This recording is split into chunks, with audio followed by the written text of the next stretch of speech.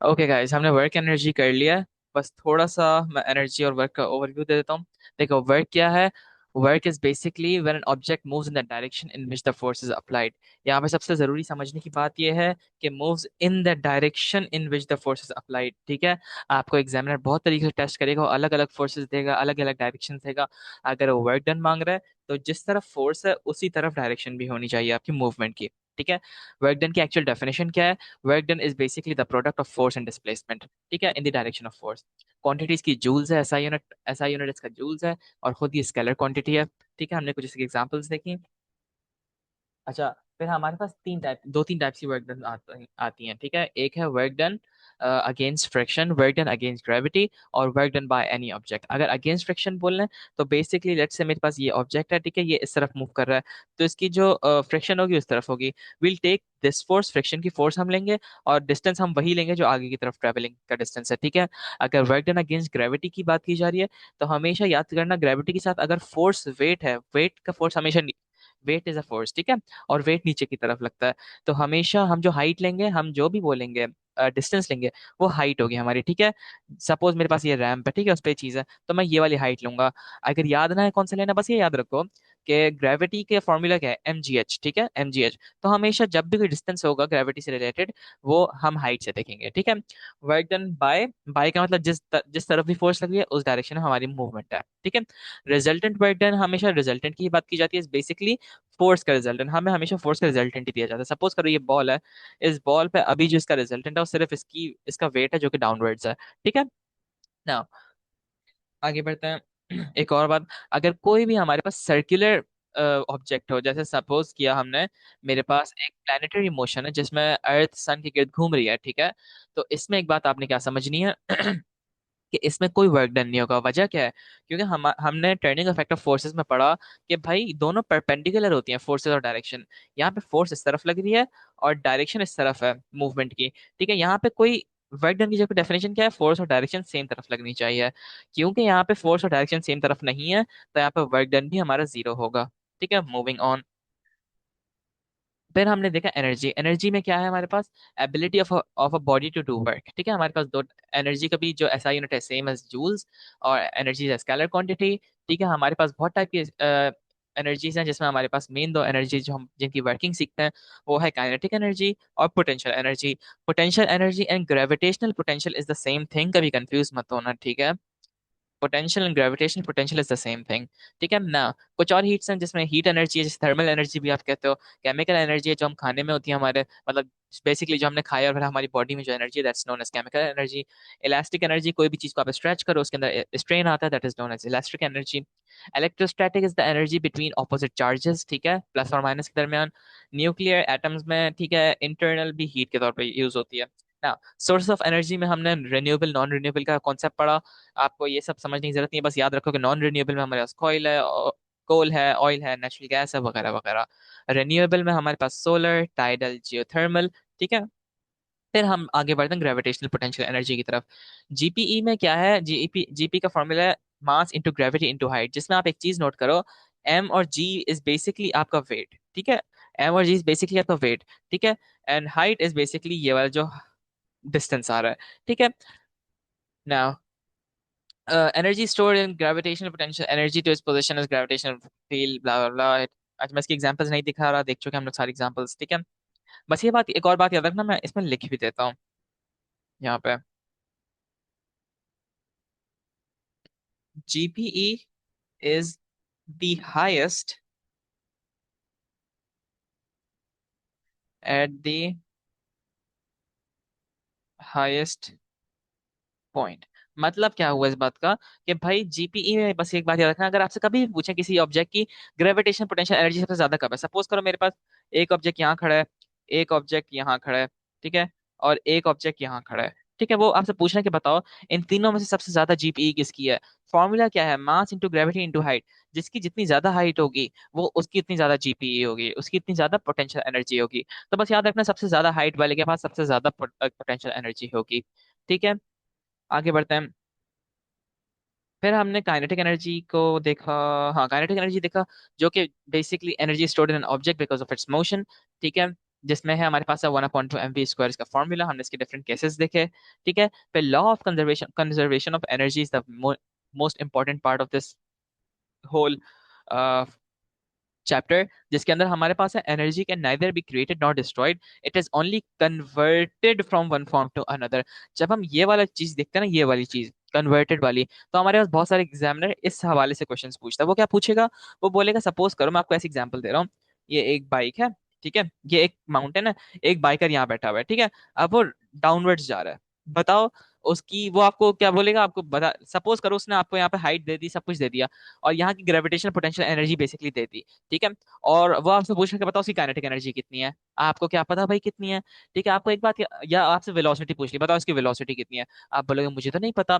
भाई conservation of energy हमें क्या बताता है कि कोई नई एनर्जी तो क्रिएट हो नहीं रही, जो ग्रेविटेशन पोटेंशियल एनर्जी है वही कन्वर्ट हो जाएगी इसके अंदर, काइनेटिक के अंदर। तो बेसिकली हम दोनों को इक्वल्स टू रख सकते हैं, GPE is equals to kinetic energy, ठीक है, ये बात याद रखना।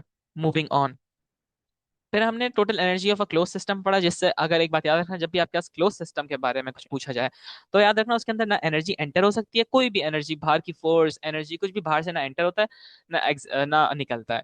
इस आपसे एग्जामिनर पूछेगा कि भाई an experiment is being conducted in a close system, ठीक है, तो क्लोज सिस्टम का बस मतलब ये है कि ना कोई बाहर की चीज अंदर एंटर हो रही है, ना अंदर की चीज बाहर जा रही है, इसके अंदर law of conservation of energy सबसे लगता है, ठीक है, मतलब एनर्जी कन्वर्ट हो रही है पूरी।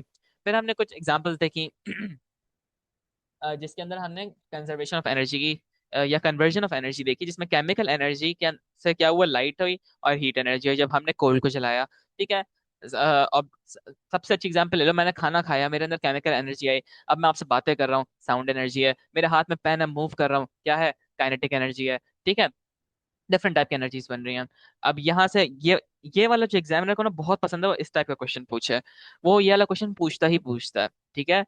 मत आप इसके बहुत सारे क्वेश्चंस देखोगे कि ग्रेविटेशन पोटेंशियल एनर्जी कन्वर्ट हो रही होगी काइनेटिक के अंदर, काइनेटिक कन्वर्ट हो रही होगी जीपीई के अंदर, तो आप बेसिकली दोनों को इक्वल्स टू रख सकते हो, ठीक है। मूविंग ऑन, अच्छा एक और बात याद रखना, इनकी जो कैलकुलेशन होती है ना काइनेटिक और जीपीई की, क्योंकि इनमें ऑब्जेक्ट सेम है तो उनका मास कैंसिल आउट हो सकता है, ठीक है, तो you just need velocity and gravity and height, ठीक है।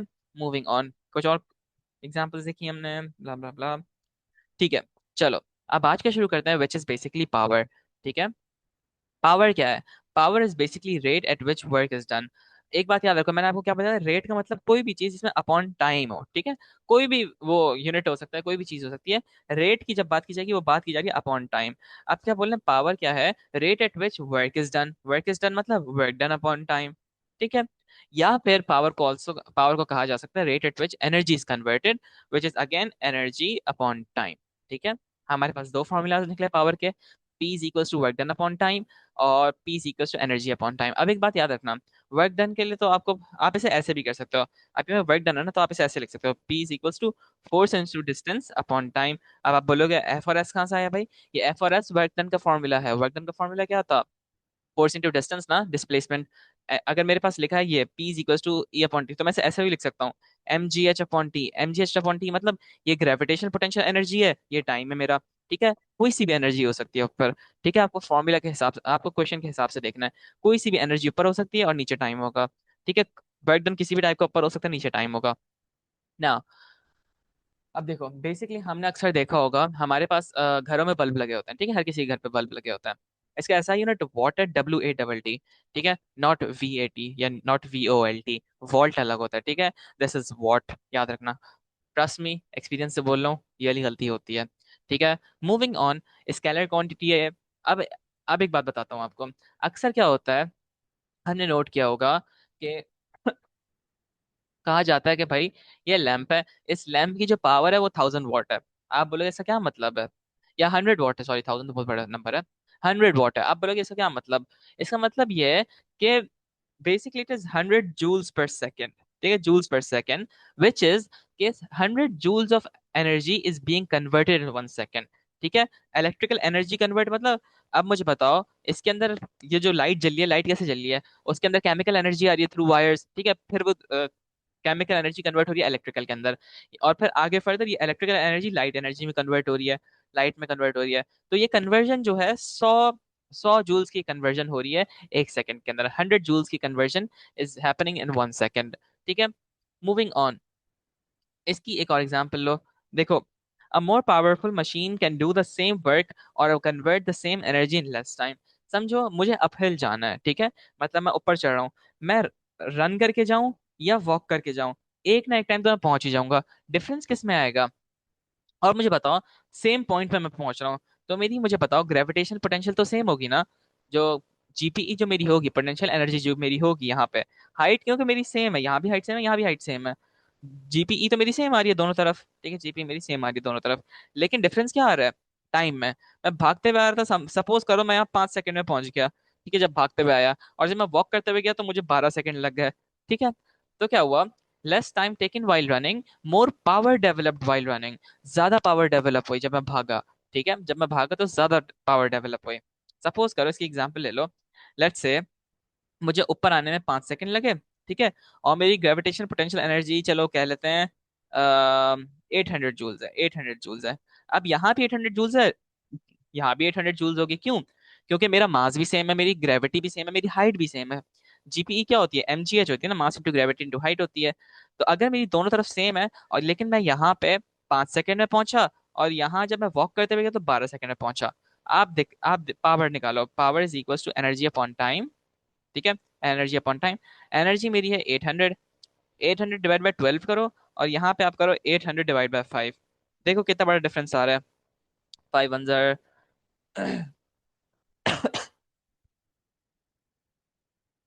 तरह से जो भी इसका आंसर आ रहा है, ठीक है। तो इसका आंसर जो, एक मिनट मुझे, क्या मैं कैलकुलेटर नहीं रखा हुआ, इसे जरा जल्दी से करो, 800 डिवाइड बाय 12 करो, जो भी इसका आंसर आता है, ठीक है। तो आप ये समझोगे, इसका जो आंसर होगा ग्रेटर होगा, इसका आंसर स्मॉलर होगा, तो मतलब इसकी पावर ज्यादा है।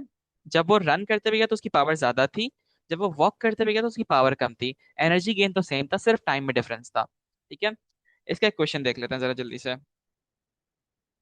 एक सेकंड होल्ड करो।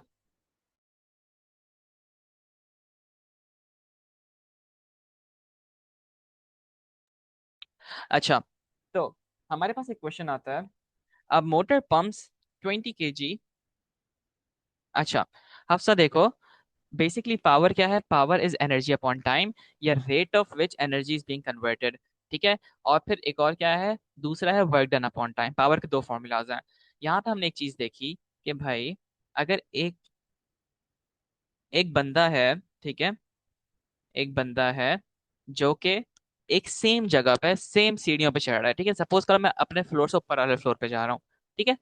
अब मेरा फ्लोर की हाइट चेंज नहीं हो रही, कुछ चेंज नहीं हो रहा।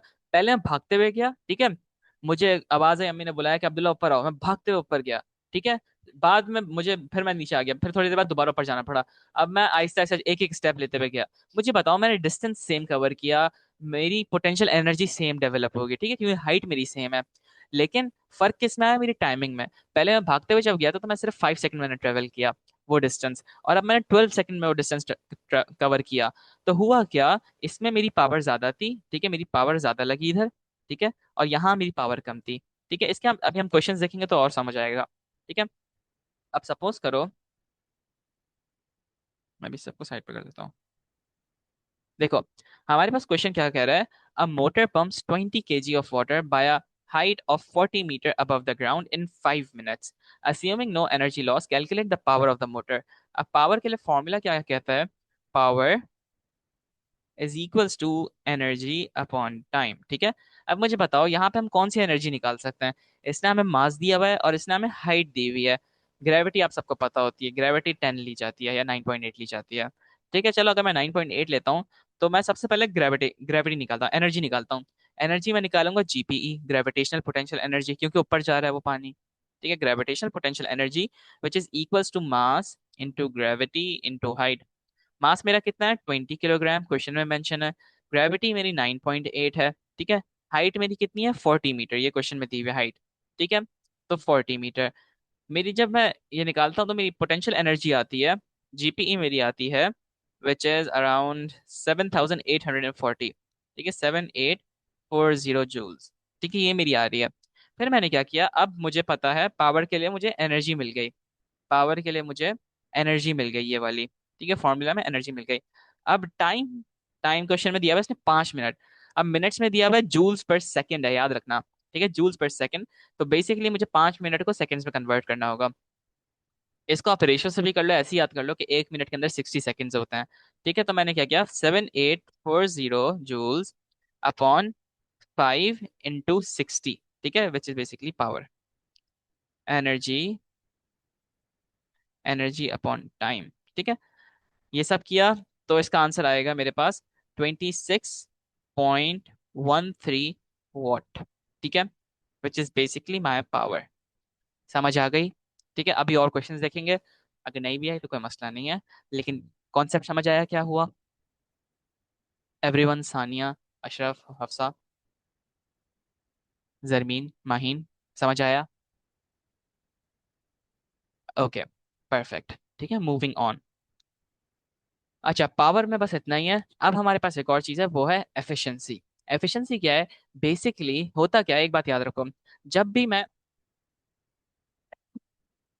सपोज करो मुझे ना एक लाइट का बल्ब जलाना है, ठीक है, ये मेरे पास लाइट बल्ब है, ये मुझे जलाना है, ठीक है, इग्नोर माई कंदेसी ड्राइंग।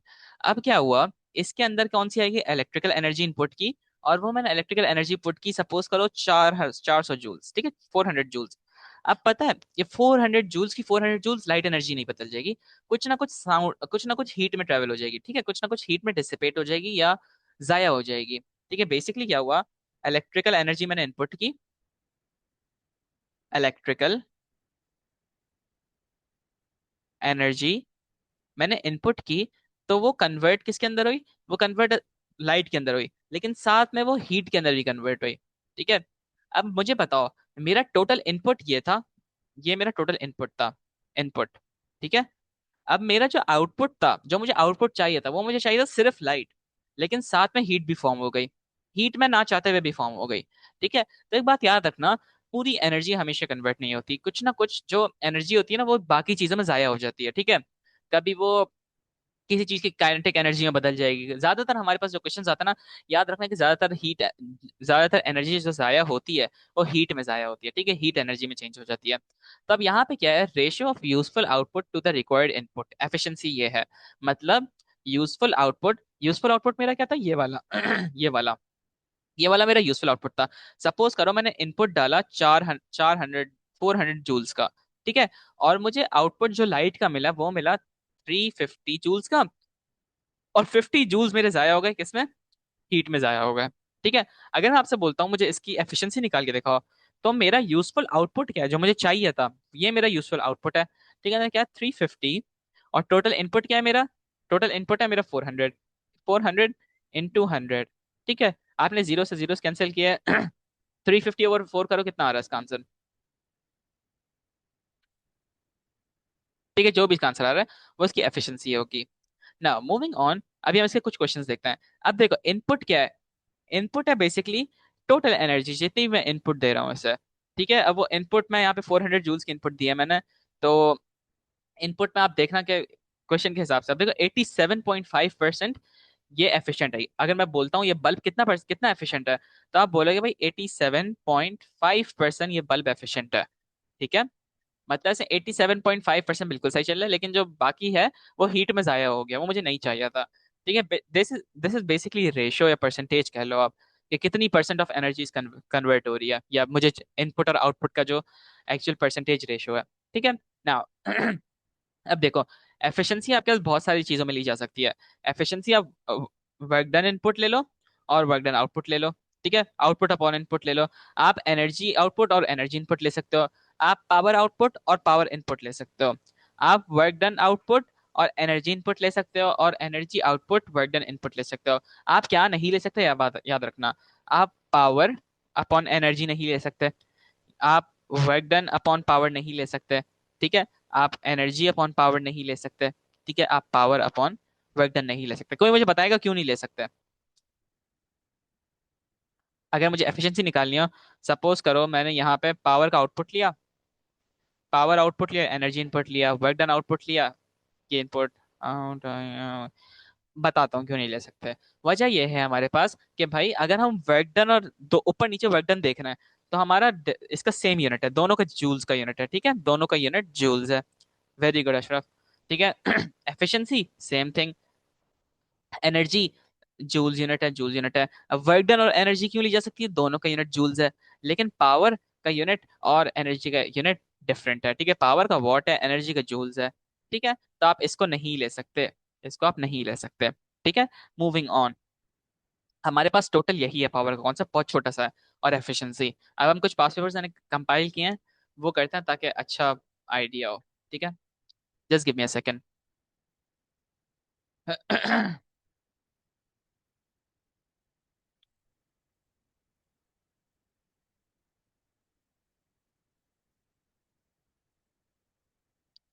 ठीक है, सबसे पहला क्वेश्चन देखते हैं। देखो, हमारे पास क्वेश्चन क्या कहता है कि heat energy, a ball is at rest at one point of a curved track. यहाँ से स्टार्ट हुई बॉल, ठीक है, वो नीचे गई। ठीक है, नीचे जाके वो दोबारा ऊपर गई। ठीक है भाई, the ball is released, it rolls down one side of the track and part of the way up the other side. It then stops before rolling back down again.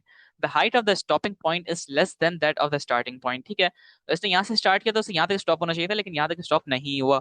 ठीक है, वो यहाँ पे आके स्टॉप हुआ और फिर दोबारा नीचे आ गया। ठीक है, हमेशा अगर आप खुद भी देखो, आप एक बॉल को अगर ऐसे ऊपर उछालो तो हवा में जाती है और कुछ मिली सेकंड के लिए स्टॉप होते फिर नीचे आती है। ठीक है, तो यहाँ भी यही सीन हुआ। अब क्या कह रहे हैं, what is the sequence of energy changes between starting and stopping. अब मुझे बताओ, जब भी कोई चीज ऊपर से फेंकी जाती है ना, एक बात याद रखना, अगर इस बिल्डिंग से बंदा गिरी क्यों ना रहा हो, ठीक है, बंदा ऊपर से छलांगी क्यों ना लगा रहा हो, वो हमेशा स्टार्टिंग उसकी पोटेंशियल एनर्जी से होगी, क्योंकि उसकी हाइट से स्टार्ट कर रहा है। ठीक है, अनलेस अनटिल अनलेस आप कोई एक्स्ट्रा फोर्स नहीं लगा रहे, उसके अंदर जो स्टार्टिंग एनर्जी है वो क्या है, वो उसकी ग्रेविटेशनल पोटेंशियल एनर्जी है। ग्रेविटेशनल पोटेंशियल एनर्जी है उसकी। ठीक है, अब देखो, हमारे पास सबसे पहले देखते हैं शुरू के सारे पोटेंशियल हैं। चलो आगे बढ़ो। अब मुझे बताओ, जब वो नीचे आएगा, ग्रेविटेशनल कन्वर्ट किसके अंदर होगी, काइनेटिक के अंदर होगी। ठीक है, ग्रेविटेशनल कन्वर्ट होगी काइनेटिक के अंदर। काइनेटिक के अंदर वही सही है, ये भी सही आ रहा है, ये भी सही आ रहा है।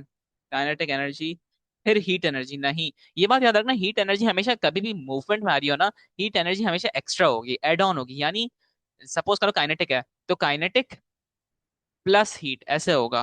ठीक है, ये बात याद रखना, अलग से हीट फॉर्म नहीं हो रही। ठीक है, तो क्या हुआ, पोटेंशियल एनर्जी से काइनेटिक एनर्जी प्लस हीट बनेगी।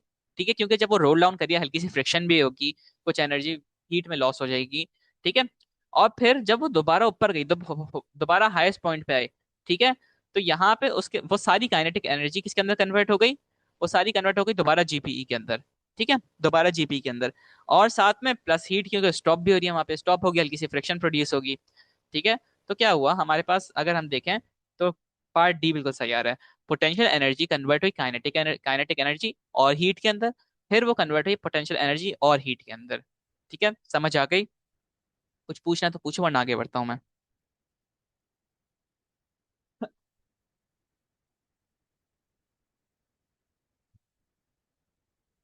चलो, आई थिंक नहीं है कोई क्वेश्चन ना। क्या कह रहा है, a workman rolls a barrel of weight 2000 newton up a plank of length 2 metre. 2000 newton weight दिया हुआ है, वेट दिया हुआ है, याद रखना। आप a plank of length 2 metre, वो ऐसे ऊपर जा रहा है। ठीक है, now on to a lorry. ठीक है, the back of the lorry is 0.80 metre above the horizontal surface. What is the work done in the barrel against gravity. मुझे आंसर नहीं दो, मुझे बस ये बताओ कि डिस्टेंस कौन सा लिया जाएगा, ये वाला लिया जाएगा या ये वाला लिया जाएगा। मैंने आज के लेक्चर में बात बहुत सही से बताई है। What is the work done on the barrel against gravity. मुझे बताओ, डिस्टेंस 2 मीटर का लिया जाएगा या 0.8 का लिया जाएगा।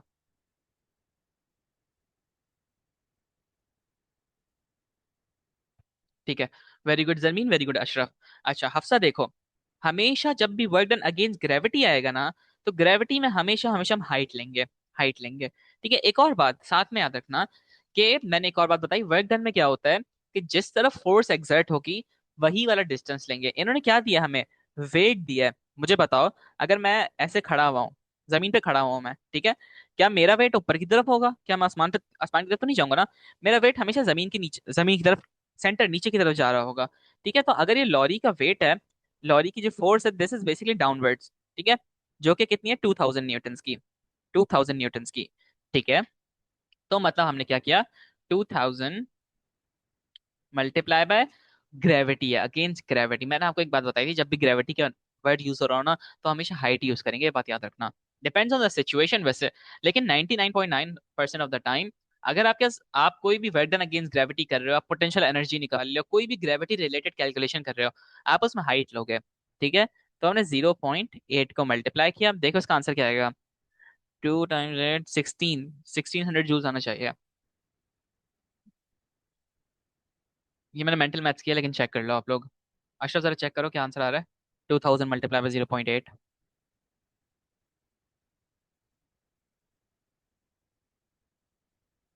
ठीक है, वेरी गुड, परफेक्ट।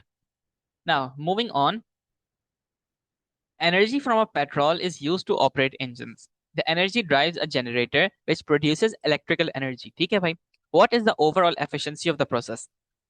आपने पेट्रोल से एनर्जी अंदर गई, ठीक है, पेट्रोल से एनर्जी अंदर गई, यहाँ पे वर्क डन हुआ, वो कन्वर्जन हो रही है जो भी हो रहा है, और फिर वो इलेक्ट्रिकल एनर्जी में निकल गई, ठीक है भाई। मुझे बताओ, मेरा इनपुट ये है, मेरा टोटल इनपुट ये है, टोटल इनपुट मेरा ये है, और मेरा आउटपुट कितना यूजफुल, 100 जूल्स का आउटपुट है। 100 जूल्स का मेरे पास आउटपुट आ रहा है, ठीक है। सिंपल फॉर्मूला में पुट कर लो सर। क्या फॉर्मूला आपका? Useful output upon total input, ठीक है। Useful output upon total input multiply by 100, ठीक है। यूजफुल आउटपुट मेरा है 100 जूल्स का, 100 जूल्स का यूजफुल आउटपुट है। टोटल इनपुट मेरे पास 400 जूल्स का है, मल्टीप्लाई बाय 100 करो, जीरो से जीरो कैंसिल, 4 1 4 25, 25% होगा इसका आंसर, ठीक है। ये क्वेश्चन समझ आया? कुछ भी समझना है फौरन पूछ लेना, ठीक है।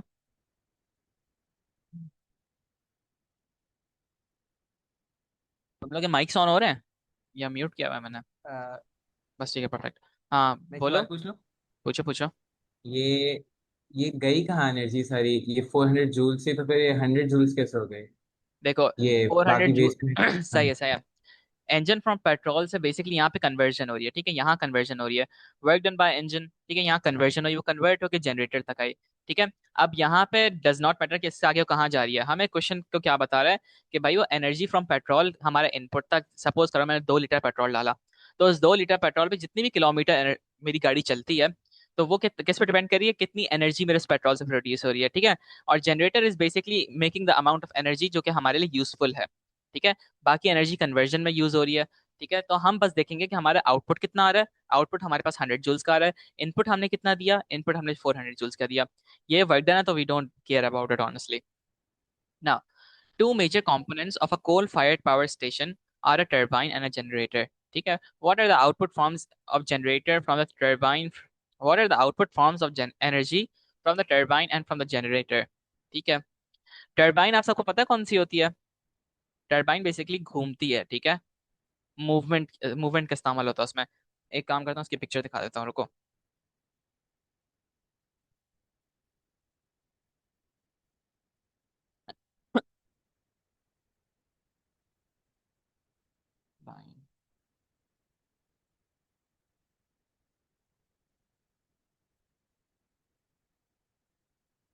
Copy image. This is basically a wind turbine right now, लेकिन हमारे पास बहुत सारी डिफरेंट टाइप की टर्बाइंस आती हैं, ठीक है, याद रखना। अरे यार, ये कहाँ डालो? पेस्ट, ठीक है। This is basically wind turbine, लेकिन हमारे पास बहुत सारी डिफरेंट टाइप की टर्बाइंस होती हैं जो कि बेसिकली घूम के एनर्जी जनरेट करती हैं। अगर मुझे बताओ घूम रही हैं, तो उसके अंदर कौन सी एनर्जी प्रोड्यूस होगी? मूवमेंट। मूवमेंट एनर्जी कौन सी होती है? काइनेटिक होती है ना। मूवमेंट एनर्जी काइनेटिक होती है, तो सारी पॉइंट कर गए। इलेक्ट्रिकल नहीं है, इलेक्ट्रिकल नहीं है, हीट भी नहीं है, काइनेटिक है, ठीक है। और जनरेटर हमारे पास इलेक्ट्रिकल एनर्जी बना रहा है, ठीक है। Moving on, the diagram shows a girl lifting a box of weight 50 newton from a low shelf to a high shelf, ठीक है। यहाँ से वो उठा के यहाँ रख रही है। आप ना क्वेश्चन पर्सनली इमेजिन किया करोगे क्या कहना चाह रहा है, ठीक है। Instead of just start solving it, आप खुद सोचोगे क्या हो रहा है। ना, how much work done is on the box, आपको वेट दिया हुआ है, ठीक है, वेट 50 न्यूटन का है। वर्क डन का formula, work done is equals to force into displacement. Force आपको 50 न्यूटन की दी हुई है, 50। और मुझे बताओ डिस्टेंस कौन सा, ये वाला ना, ये वाला डिस्टेंस, बस इतना, ये वाला डिस्टेंस, ये डिस्टेंस यूज करेंगे हम, ठीक है। We don't care about this one, क्योंकि यहाँ से ऊपर रख रही है, तो हम सिर्फ ये वाला यूज करेंगे, यहाँ तक का जो ये डिस्टेंस है, यहाँ से लेके यहाँ तक का। तो क्या किया, 1.8 मल्टीप्लाई बाय 0 माइनस 0.6 करो, तो 1.2 इसका आंसर आएगा, 1.2 इसका आंसर आएगा, ठीक है। 50 मल्टीप्लाई बाय, आपको डिस्टेंस भी मिल गया, वेट भी मिल गया, 50 न्यूटन मल्टीप्लाई बाय 1.2 करो तो क्या आंसर आना चाहिए इसका, चेक करो जरा।